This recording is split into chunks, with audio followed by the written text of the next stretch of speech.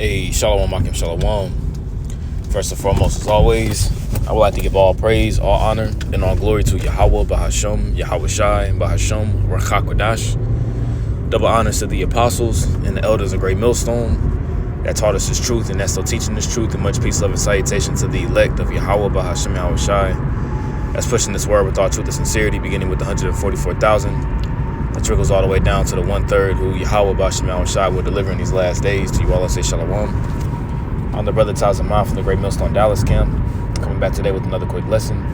And Lord willing, this lesson will be edifying. And now I want to go into a lesson in regarding to what you see here on the screen.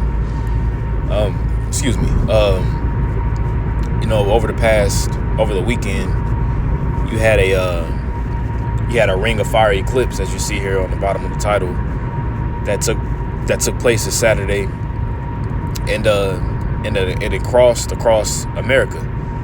And if you don't remember, there was another ring of fire solar eclipse that took place some years ago, and the path of the eclipse, pretty much from the past eclipse that took place, according to the eclipse that took place this weekend, it actually forms an X over America. And we understand and know through biblical prophecy that America is Babylon the Great. All right, America is Babylon the Great, and it is slated to be destroyed by Yahweh B'Shem Yahweh Shai. Okay, and it also makes me think here that like Revelation 11, where it says that and that their dead bodies shall lie in the street of the great city, which is spiritually called Sodom and Egypt, and where also our Lord was crucified, because the ways of our Messiah, our Yahweh Shai HaMashiach, has been X'd out here in America. All right, it's the same place where, Moism is allowed. Moism is allowed. Rebellion against Yahweh B'Shem Yahweh Shai is allowed. You can transgress the laws freely.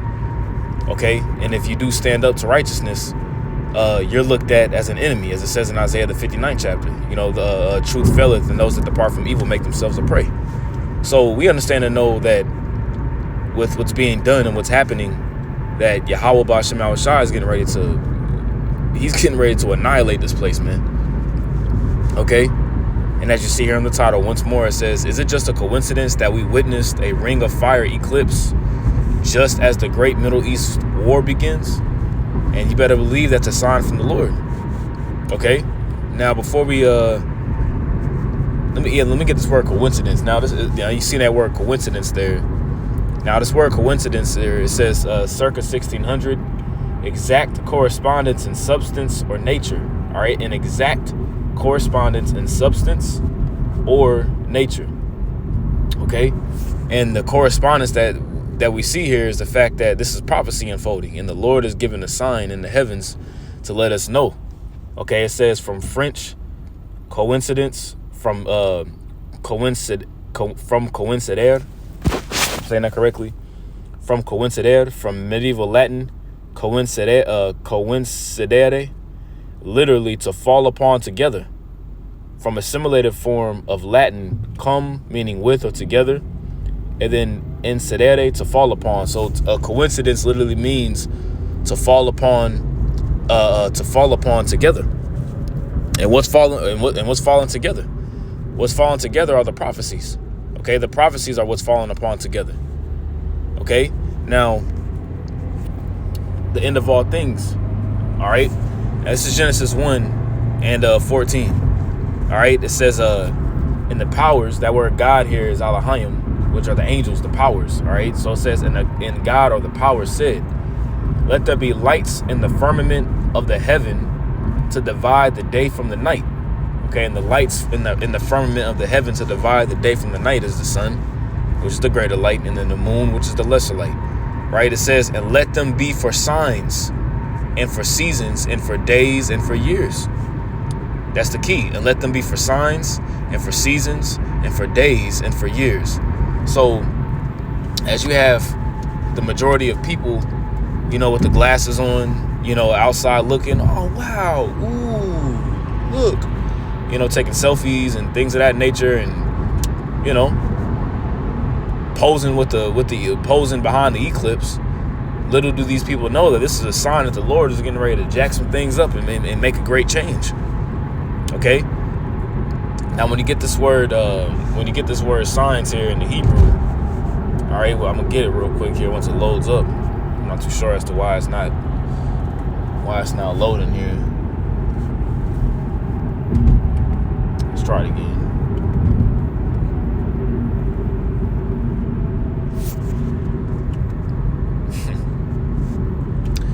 All right. Well, when you get that word signs, I'm not too sure what's going on. I mean, Blue Letter was just working just fine. Let's try one more time. I'll close and reopen it. All right, whatever. When you get that word signs, it literally means, I want to say that word in the Hebrew. It's either awath. It's either awath or nasa, but I want to say it's awath in the Hebrew. But it literally means like an omen, or a pretending sign that a remarkable, like a pretending sign that a remarkable event is getting ready to take place or happen.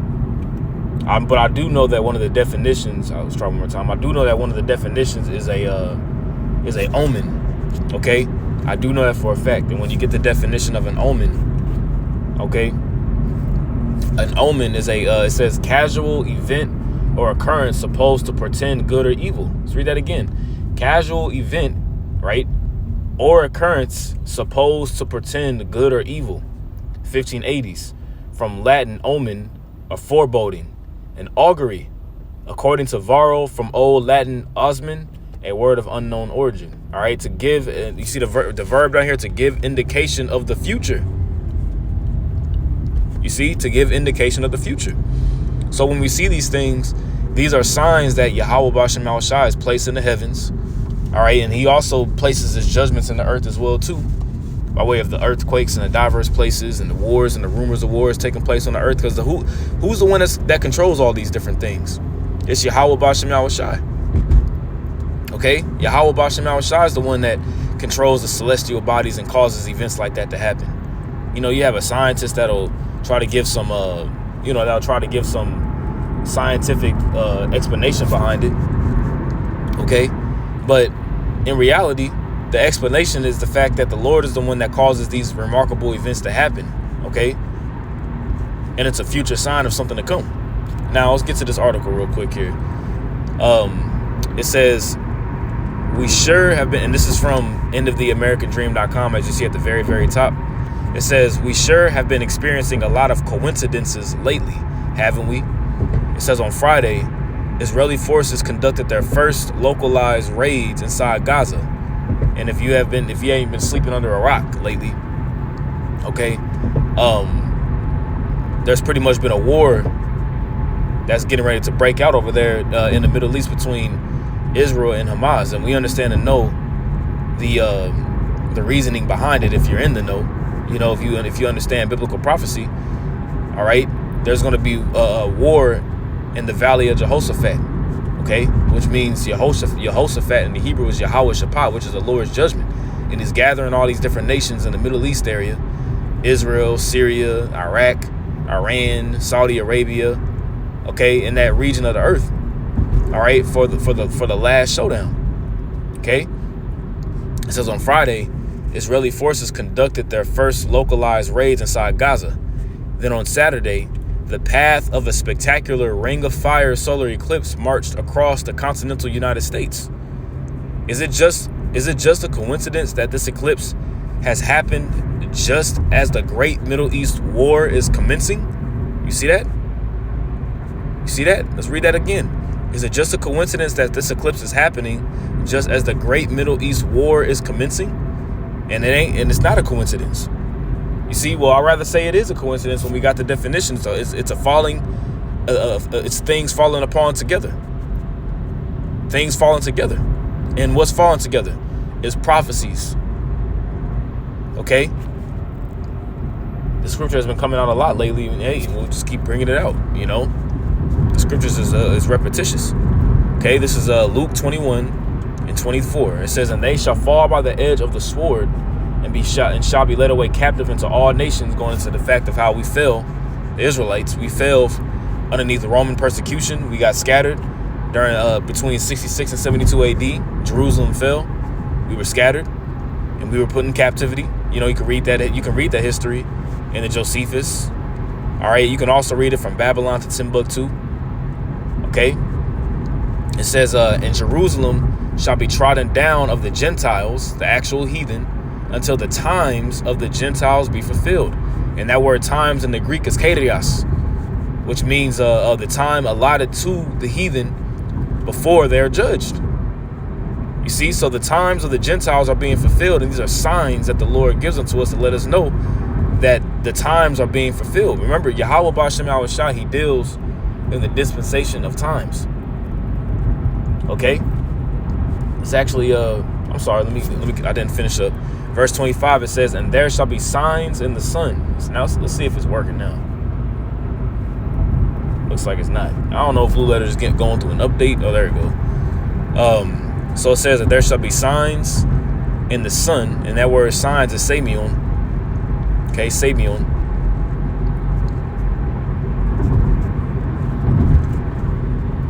You see, it says a sign, prodigy, portent, an unusual occurrence. You see, so what happened this weekend was an unusual occurrence. You don't see that every single day. Okay, it says an unusual occurrence, transcending the common course of nature, and it happened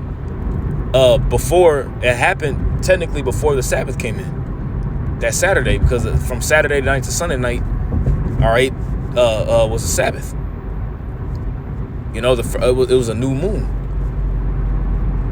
You see, it says of signs portending remarkable events soon to happen. You see that? So some remarkable events are getting ready to take place. You see, this is a sign of the Lord letting us know, like, to be prepared and to be on our watch. Okay, it says, "And there shall be signs in the sun and in the moon and in the stars, and upon the earth distress of nations." Okay, with perplexity, the sea and the waves roaring, men's hearts failing them for fear, and for looking after those things which are coming on the earth. For the powers of the heaven shall be shaken. Because ultimately, it's going to lead this event, you know, with time. All right, the order out of chaos is going to erupt. The chaos that's going to erupt here in the Americas with the mandatory implementation of the MOTB. All right, and then these different nations getting ready to go into war. All right, it's going to lead to nuclear. It's going to allude, all right, to nuclear destruction. That's the end all be all. But before that happens, you know, they're gonna force a mass microchipping. That's the next. We believe through prophecy, that's the next prophecy that's getting ready to commence, and that could have been the Lord, that Yahweh B'Shem Yahushua could have caused that to happen. You know, to let us know that's the next thing that's getting ready to come very, very soon. Okay, all they need is the perfect crisis to implement the MOTB. And here it is, they're talking about how, you know, you got Hamas, you got Hamas sleeper cells, that are in America now, and all this other kind of stuff. You need these violent protests and uprisings. All they need is the perfect crisis, man. Okay. So it says, throughout human history, eclipses have often coincided with tragic events and major historical turn points. You see, even when Yahushua was crucified, okay, there was darkness upon the land from the the 6th hour to the 9th hour? 6, let's see, 6, 7, 8, 9, 10, 11, 12, 1, 2. Yeah, I want to say it was darkness upon the land from the 6th hour to the 9th hour. Let me actually just get that real quick.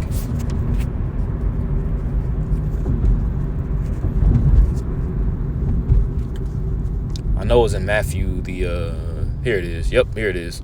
This is Matthew 27 and 45, because this is going into whenever Yahushua was crucified. All right, it says, now from the sixth hour,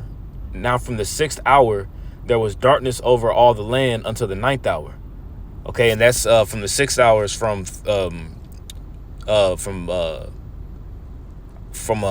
wait, say, hold on one second. 6, 7, 8, 9, 10, 11, 12. Yeah, so it's from 12 o'clock noon. Okay, today, 12 o'clock noon to 3 p.m. Okay, the 6 hour represents, because the third hour represents 9 o'clock in the morning, and then the 6 hour represents 12, and then the ninth hour represents 3. Remember, Yahweh Shai said, are there not 12 hours in a day? Okay, and then from 6 o'clock p.m. will be the 12th hour. Typically, that's a full day to do work.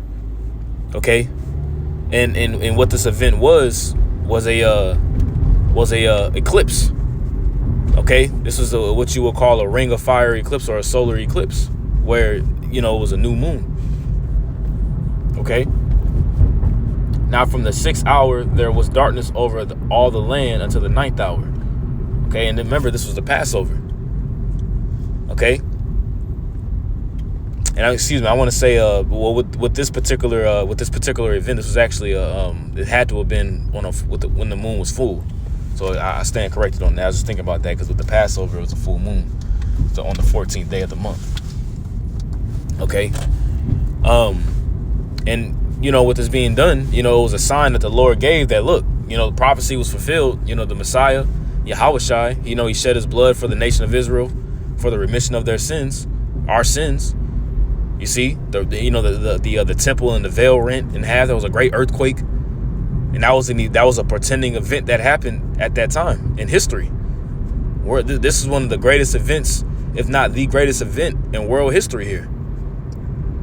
Okay, which causes forth, the fact of the nation of Israel, all right, the Israelites, the so-called Negroes, Latinos, and Native Americans, pretty much having the access to be open, and Yahweh Shai being that ultimate sacrifice, man. You see, it says, for example, earlier today I came across an article that took a look back at the World War I eclipse. Ooh, that's interesting. I didn't know that there was an eclipse in World War I that took place. Remembering the World War I eclipse. Wow. It says the paths of the total solar eclipses cared not for political borders or conflicts, often crossing over war-torn lands.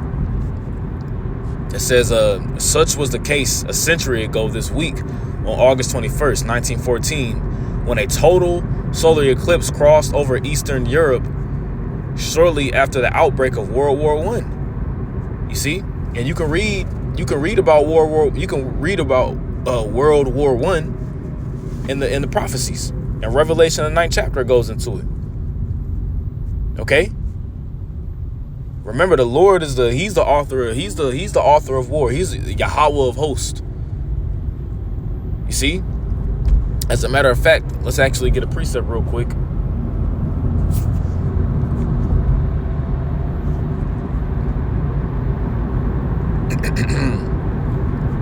All right, this is Psalm 75, verse 6. It says, for promotion cometh neither from the east, nor from the west, nor from the south.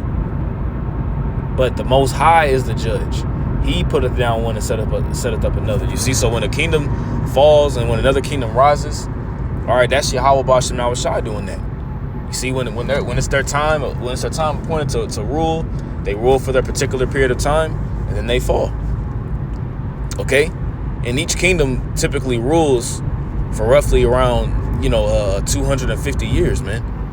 And America's coming up on that 250-year time frame. Now, we're not saying that at 2026, that's the last year that America can rule, according to the timeline of kingdoms. No, we're not saying that at all. You see, but we understand and know through the dispensation of time and through prophecies that America has a little bit of time left. Not a little bit of time, but I rather say that their time is pretty much being fulfilled. The times of the Gentiles are being fulfilled. You see, because pretty much the iniquity has to be filled up. Just as when we entered into the land of Canaan, the iniquity of the Canaanites had to be completely filled before we could actually go in there and fulfill the prophecy of us taking over the land of Canaan and getting possession of the land of Canaan. It's the same way it's the same way with America. And who runs and rules through America are the Edomites. Okay, so you can read more on this. All right, before with World War I, there was a great eclipse that took place. It says, known as the war to end all wars, which the war to end all wars is going to be the war of Armageddon, World War III, because it's going to be with burning and fuel of fire, as is written. That's going to be the war to end all wars, because this is going to be the war where, as it's breaking out, okay, Yahweh Shah HaMashiach is going to return in his glory. Okay, he's going to return in his full angelic glory. Okay, and it's not going to be no other name that he's going to have from the heavens that he's going to come from his heavenly glory, and it's going to be a whole another name that we don't know. Okay, no. All right, it says known as the war to end all wars, which of course it didn't, because World War I had to happen, and then remember the prophecy says, behold. Matter of fact, let's get it real quick.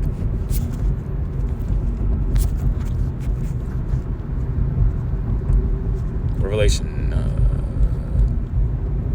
Yep. This is Revelation chapter 9, verse 12. All right, it says, one woe is past, which is World War I. Remember, this is written thousands of years. All right, this is written thousands of years before World War I even happened.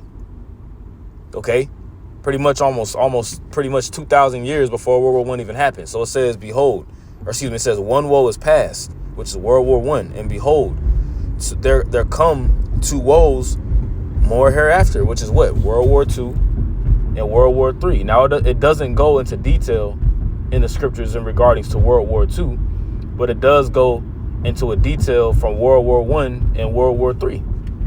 But these are the major wars, okay, that are prophesied to happen to usher in the changing of the guard. You see? Because really with World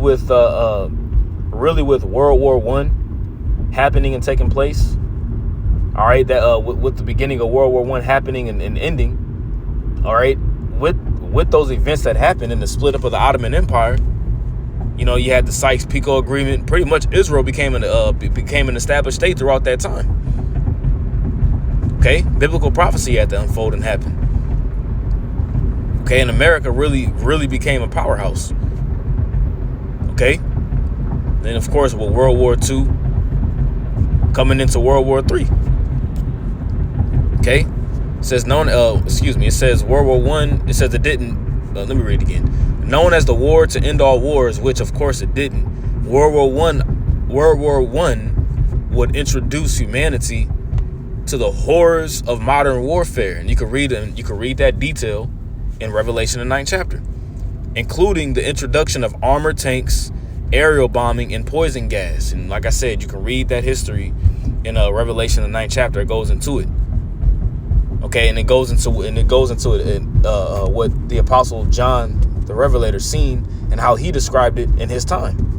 Locusts, and you know, with their tails they do sting. You know, going into pretty much the warfare in the military of how you had these different guns that these different nations had that was able to produce mass damage. Okay, it says, so is the ring of fire eclipse. So is the ring of fire eclipse that we just witnessed related to the war in the Middle East? I don't know, but it was sure spectacular. All right, this is going to pretty much what happened. It says it could be seen throughout much of the continental United States, that's big news, man. It happened throughout the whole land of Babylon, man. And the direct path of the eclipse crossed over the states of Oregon, Utah, Nevada, Idaho, Colorado, New Mexico, Arizona, and Texas. Okay, 125-mile path. All right. It says the Ring of Fire eclipse was the second in a series of 3 eclipses that will combine to form a giant Aleph over America, which is an Ah symbol. What is Ah? Okay, I, all right, is the first character in the Hebrew alphabet, which is Alpha. Okay, which also is the strength of the house. You see, remember Yahweh Shai said what? Yahweh Shai said, I am the Alpha and the Omega. Okay, let's get that. Revelation 1 and 8. Okay, Revelation 1 and 8. All right, it reads, and this is Yahweh Shai speaking because the words are in red. It says, I am Alpha and Omega, the beginning and the ending, saith Yahweh, saith the Lord, which is, and which was, and which is to come, the Almighty. You see, so Yahweh Shai is the beginning and the end. Okay, he is the beginning and the end. Remember, the scripture says that Esau is the end of the world and Jacob is the beginning of it that follows, man. Letting us know that, look, the beginning of the rule of Jacob, spearheaded by Yahweh Shai.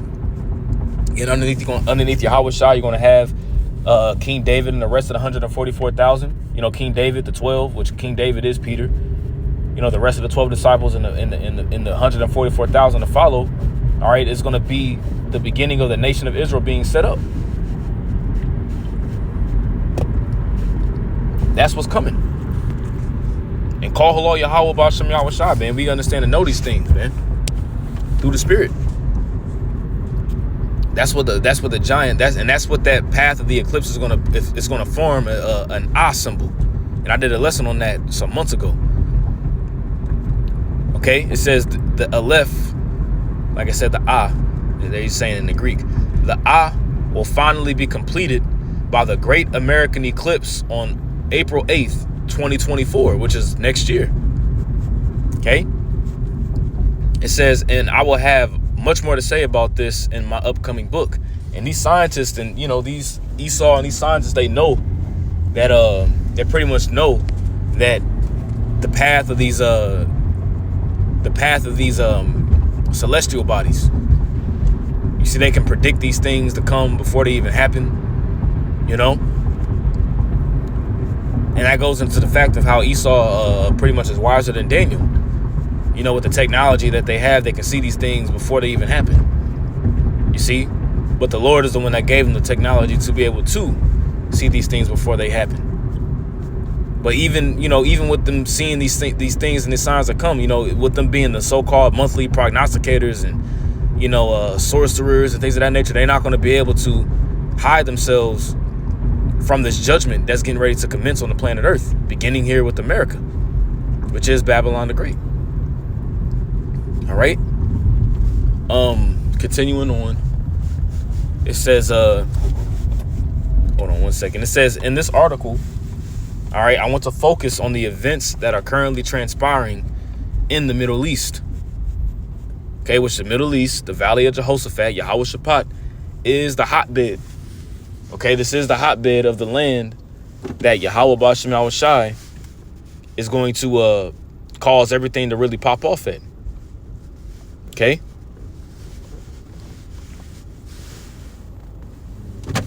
It says, according to the New York Times, 3 senior Israeli military officials have told the newspaper the IDF is preparing to invade Gaza Strip. Let's see. Just kind of just decipher through this.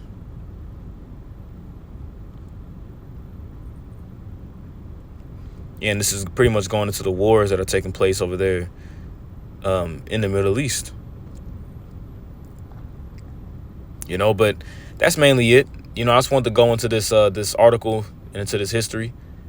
And hey, man, you know, it's about to get real. Things are about to change drastically, very, very soon. You know, things are already changing, but it's just going to increase. You know, as a matter of fact, let's actually end it off with this scripture here. Plagues are not going to be slack. Okay, this is 2nd Ezra chapter 16, verse 37. It says, behold, the plagues draw nigh and are not slack. You see, so there's going to be more plagues, more pestilences, okay, more war, more rumors of war, and they're not going to be slack. They're just going to intensify. It says, as when a woman with child in the 9th month bringeth forth her son, with 2 or 3 hours of her birth,